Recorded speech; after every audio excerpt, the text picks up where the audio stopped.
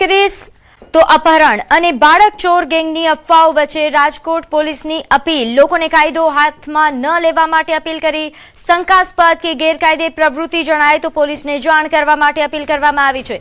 સાથે રાજકોટ શહેરમાં કોઈ ગેંગ એક્ટિવ ન હોવાની પણ માહિતી આપવામાં આવી છે। મહત્વનું છે કે છેલ્લા કેટલાક સમયથી બાળક ચોરીની આશંકાએ માર મારવાની ઘટનાઓ વધી રહી છે, ત્યારે પોલીસે લોકોને કાયદો હાથમાં ન લેવા માટે અપીલ કરી છે। ઉલ્લેખનીય છે કે સૌરાષ્ટ્રમાં છેલ્લા કેટલાક સમયથી બાળકની તસ્કરી કરતી ગેંગ સક્રિય થયા હોવાના સમાચાર વહેતા થયા છે, ત્યારે રાજકોટના રેસકોર્સ રિંગ રોડ પર સ્થાનિકોએ એક મહિલાને પોલીસને સોંપી હતી। સ્થાનિકોનો આક્ષેપ છે કે મહિલાએ નાસ્તાની લાલચ આપી શ્રમિક પરિવારની બાળકીને ઉઠાવી જવાનો પ્રયાસ કર્યો। બાળકીની માતાએ બૂમાબૂમ કરતા સ્થાનિકો એકઠા થઈ ગયા અને પોલીસ બોલાવી હતી। પોલીસે મહિલાની અટક કરી આગળની કાર્યવાહી હાથ ધરી।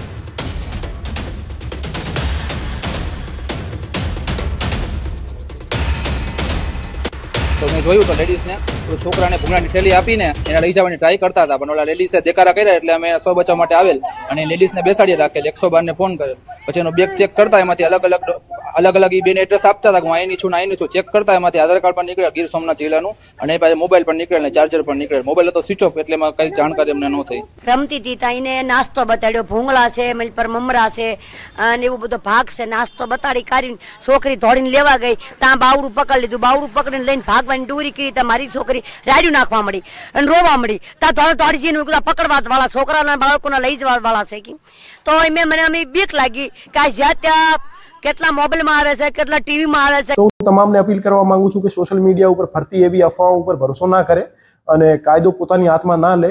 આપને કોઈ પણ ગેરકાયદેસર પ્રવૃત્તિ જણાઈ આવતી હોય આજુબાજુમાં તો આપ તરત જ લોકલ પોલીસ સ્ટેશનનો કોન્ટેક્ટ કરો અથવા 112 ઉપર કોલ કરો।